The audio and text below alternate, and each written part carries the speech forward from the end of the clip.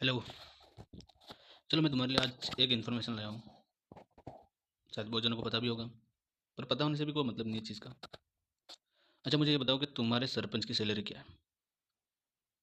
क्या सोच रहे हो? सरपंच की सैलरी होगी यार 1.5 लाख रुपये, लाख रुपये। अच्छा बहुत सारे सरपंच स्कॉर्पियो ला रहे हैं, सब कुछ ला रहे हैं, कितने कितने पैसे ला रहे हैं, जैसे भी ला रहे हैं, कुछ भी ला रहे हैं। कितना बजट बनाया उन लोगों ने? तुम्हारे खुद के सरपंच की देख लो।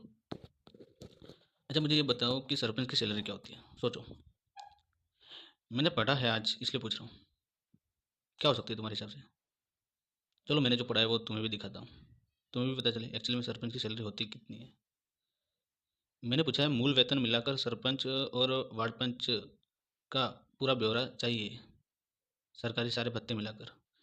ठीक है, उसमें क्या सरकारी भत्ते भी आते हैं बहुत बहुत से पदों पे। अब क्या है देखो। राजस्थान के ग्रामीण प्रशासनिक ढांचे में सरपंच और वार्ड पंच को विधायक या सांसद की तरह कोई भारी भरकम कॉरपोरेट सैलरी या सरकारी भत्ते जैसे फ्री बिजली, पानी, मतलब तुम समझ सकते हो, फ्री बिजली, पानी या निर्वाचन क्षेत्र वाला जो भत्ता, निर्वाचन क्षेत्र का जो भत्ता होता है, वो उनमें से कोई भी भत्ता, सरकारी भत्ता ऐसा नहीं है जो इनको दिया जाता है। ठीक है, अब आगे सुनो। टेलीफोन या अलग से निर्वाचन क्षेत्र भत्ता नहीं मिलते हैं। इन्हें राजस्थान पंचायती राज नियमों के तहत केवल निश्चित मासिक मानदेय, हॉनोरारियम और पंचायत बैठकों में शामिल होने के लिए बैठक भत्ता, सिटिंग अलाउंस दिया जाता है। राजस्थान के संदर्भ में सरपंच और वार्ड पंच को मिलने वाले मानदेय और भत्तों का पूरा विवरण नीचे दिया गया है। देख लेना, यहाँ से सरपंच के जो टोटल सैलरी है और उसके भत्ते दोनों चीज़ें बता रहे हैं। ठीक है, अब देखो।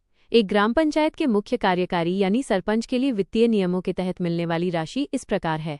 1. मासिक मानदेय, मंथली हॉनोरेरियम। राजस्थान सरकार के पंचायती राज विभाग के नियमों के अनुसार सरपंच को हर महीने फिक्स मानदेय मिलता है, जो समय समय पर संशोधनों के बाद बढ़कर लगभग 5,500 रुपये से 6,000 रुपये कितने? जोड़ प्रति माह। कितनी सैलरी है? 5,500 से 6,000 रुपये प्रति माह। संशोधित होके ये लगभग, मतलब अपने राजस्थान में हुआ नहीं है, पर 10,000 तक जा सकता है लास्ट, 10,000 मंथली सैलरी। तो मुझे ये बताओ कि 5,000, 6,000 या 10,000, चलो 10,000 भी मान लो, क्या इतना करके तुम स्कॉर्पियो ला सकते हो? चलो ला भी लिया, क्या चला सकते हो उसको? तुम्हारे मकान डबल डबल मंजिल की हो सकती है। मतलब कितना उल्लू बनाएंगे वो लोग, और तुम कितना बनना चाहते हो मुझे ये बताओ। तुम्हारा जीवन सिर्फ उल्लू बनने के लिए है? सबका धोखा सहना है तुम्हें? तुम ऐसे सरपंच या ऐसे उम्मीदवार खड़े करते हो जो खुद के बारे में इतना सोचते हैं कि उनकी बड़ी बड़ी बिल्डिंग्स बन जाती है, पर तुम्हारे गांव में एक सरकारी भवन भी ढंग से नहीं बना पाते हो। ना ही रोड, ना ही लाइट्स। मेरे गांव में आज तक लाइट भी नहीं लगी है, लाइट्स भी नहीं लगी है, ना ही पौधे लगे। तुम अपना गांव का देख लो। ठीक है, आगे देखते चलो। यह राशि ग्राम पंचायत के फंड या राज्य वित्त आयोग से मिलने वाले अनुदान से दी जाती है। ये राशि भी कोई इनकी सैलरी नहीं है, ये ग्राम पंचायत के फंड से आता है। ठीक है, ग्राम पंचायत के फंड, मतलब ग्राम पंचायत एक तरह से ग्राम पंचायत का ही पैसा है। राज्य वित्त आयोग का पैसा, ये दो पैसे, दोनों पैसे मतलब नॉर्मल इंसान के ही है, जो ग्राम लेवल के रहते हैं या जो भी टैक्स भरता है, वही पैसे घूम फिर के आके इनको मिल रहे हैं। ठीक है, मुझे इससे कोई दिक्कत नहीं है, 5,000 से 6,000 रुपये, 10,000 रुपये सैलरी मिले, उससे कोई दिक्कत नहीं है। तुम मंथली 30,000 भी ले ले, कोई दिक्कत नहीं है, पर वैसा काम भी तो करो। सबसे बड़ी बात यह है, तुम यार जितना पैसा आ रहा है उसमें से 90% खा रहे हो और 10% का भी काम नहीं कर रहे हो ढंग से, तो फिर उसका मतलब क्या है? कैसे जनप्रतिनिधि हो तुम? जब सरपंच पंचायत समिति या ग्राम स्तर पर निर्धारित आधिकारिक बैठकों में हिस्सा लेते हैं, तो उन्हें प्रति बैठक के हिसाब से बैठक भत्ता दिया जाता है, जो अमूमन 200 रुपये से 500 रुपये प्रति बैठक। बैठक भत्ता भी उनका 200 से 500 रुपया है। कितना? प्रति बैठक, मतलब ग्राम पंचायत में अगर बैठक होती है तो उसका भत्ता भी 500 से, मतलब 200 से 500 रुपये है। और मेरे ग्राम पंचायत में तो बैठक होती कि नहीं होती वो भी मुझे पता नहीं आज तक। ठीक है, आगे देखते हैं चलो। वार्ड पंच का देख लेते हैं, इनका तो हो गया है। सबका। 2. वार्ड पंच, वार्ड 5 का मानदेय और भत्ते। वार्ड पंच ग्राम पंचायत का सबसे बुनियादी और जमीनी स्तर का चुना हुआ प्रतिनिधि होता है। 1. मासिक मानदेय। वार्ड पंचों को कोई भी नियमित मासिक वेतन या मानदेय नहीं मिलता है। उनका पद पूरी तरह से सेवा और अपने वार्ड का प्रतिनिधित्व करने पर आधारित होता है। 2. बैठक भत्ता, सिटिंग अलाउंस। वार्ड पंचों को केवल तभी पैसा मिलता है जब वे ग्राम पंचायत की आधिकारिक बैठकों, साधारण सभा या विशेष बैठकों में उपस्थित होते हैं। कोई भी मानदेय मतलब कोई भी सैलरी उनकी नहीं होती है, ठीक है। उनको उनको भी पंचायती स्तर पर जब बैठक होती है और उसमें जब वो उपस्थित होते हैं तब दिन के कितने मिलते हैं तुम देख लो, यहाँ पे लिखा हुआ है कितना ये 200 से 350 रुपये, ठीक है। ये है प्रति बैठक का, मतलब जिस दिन वो बैठक में उपस्थित है वो, उसके अलावा कुछ भी नहीं है उनके पैसे।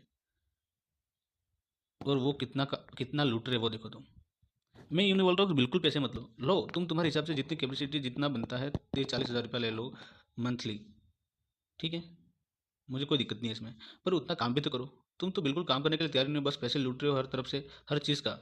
सरपंच इन्हें केवल एक छोटा मानदेय लगभग 6 हज़ार प्रति माह और सीमित ना सीमित बैठक भत्ता मिलता है, यूँ यहाँ पर स्पष्ट लिखा हुआ है। मुझे ये पता है इंडिया में सबसे बड़ी दिक्कत क्या है पता है? तुम जब तक किसी भी प्रकार का सवाल नहीं उठाओगे इन नेताओं से, सबसे बड़ा सवाल तो यही है कि तुम्हारी सैलरी कितनी और तुम्हारे पास इतना पैसा आ कहाँ से रहा है, ये सवाल तुम जब तक नहीं उठाओगे, या ग्राम सभा में से कोई भी एक इंसान भी सरपंच से सवाल नहीं उठाएगा, तब तक तुम्हारे देश में या तुम्हारे एरिया में कभी भी मतलब कार्य नहीं हो सकते। जो भी कार्य मतलब प्रकृति के लिए है ऐसा कोई भी कार्य नहीं हो सकता है। और मुझे नहीं लगता तुम्हारी इतनी औकात है कि तुम पूछ सको सरपंच से जाके, ठीक है ना। अगर मेरी इन बातों से तुम्हें थोड़ा सा भी फर्क पड़ता है या फिर तुम मतलब ऐसा कुछ भी कर सकते हो, कर पाते हो, थोड़ा सा भी एक्स्ट्रा अलग करते हो, तो मेरा इस वीडियो का कोई मतलब ही नहीं, तो ये वीडियो भी सभी वीडियो की तरह खो जाएगा और कुछ नहीं है। और ऐसे ही अन्य मतलब दूसरे अलग अलग चीज़ों को डिस्क्राइब करने के लिए मुझे सब्सक्राइब कर सकते हो, फॉलो कर सकते हो। अगर तुमको ये बात अच्छी लगी तो, इन्फॉर्मेटिव लगी तो, नहीं लगी तो मत करो, आई डोंट केयर। मुझे कोई फ़र्क नहीं पड़ता है तुम क्या करते हो क्या नहीं करते हो। फिर भुगतो अपनी ज़िंदगी जैसे है, घिसी पिटी निकालो, जैसी भुगत सकते हो भुगतो। पर तुम्हें खुद का नॉलेज नहीं है, खुद के मतलब अधिकारों का नॉलेज नहीं है, तब तक तुम्हारा कुछ नहीं हो सकता। और उन अधिकारों का नॉलेज होने के बाद भी तुम उसको उपयोग नहीं करोगे तो तुम्हारा मतलब अधिकार होने का भी कोई मतलब नहीं है, ठीक है ना। तुम हमेशा दबे ही रहोगे। Thank you. देख लो क्या करना चाहते हो, चुनाव आ रहे हैं वापस।